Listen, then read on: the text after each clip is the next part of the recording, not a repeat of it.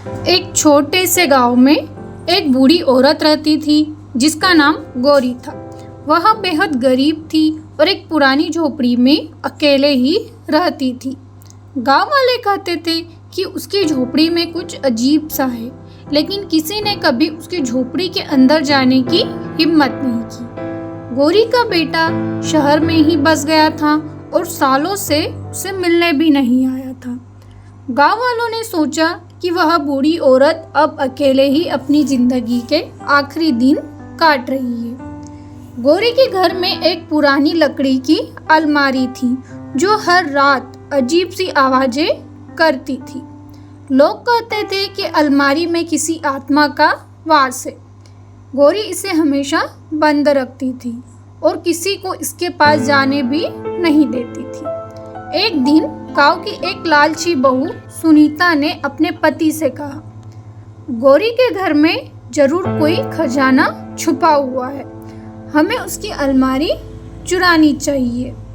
रात को सुनीता और उसका पति चोरी छिपे गौरी की झोपड़ी में घुस गए। जैसे ही उन्होंने अलमारी का दरवाज़ा खोलने की कोशिश की, अलमारी से तेज गूंज उठी।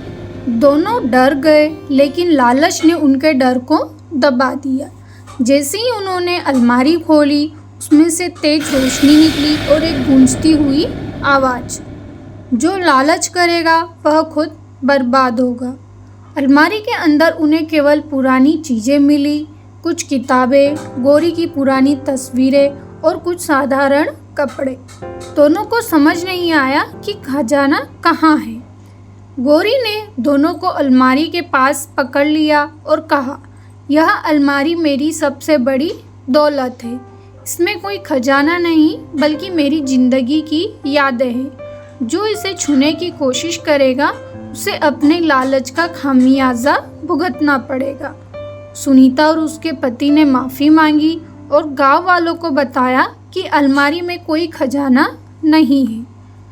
कुछ दिनों बाद गौरी की झोपड़ी में आग लग गई। गांव वालों ने देखा कि पूरी झोपड़ी जलकर राख हो गई, लेकिन अलमारी बिल्कुल सही सलामत थी। जब गौरी ने अलमारी खोली तो उसमें एक नई किताब रखी हुई थी। किताब में लिखा था, जो सच्चाई के रास्ते पर चलेगा हमेशा उसे बचाया जाएगा। गौरी ने गांव वालों से कहा, यह अलमारी केवल उन लोगों का अपना चमत्कार दिखाती है जिनके इरादे नेक होते हैं और हमेशा जो दूसरों की मदद करते हैं। Magic tales for kids.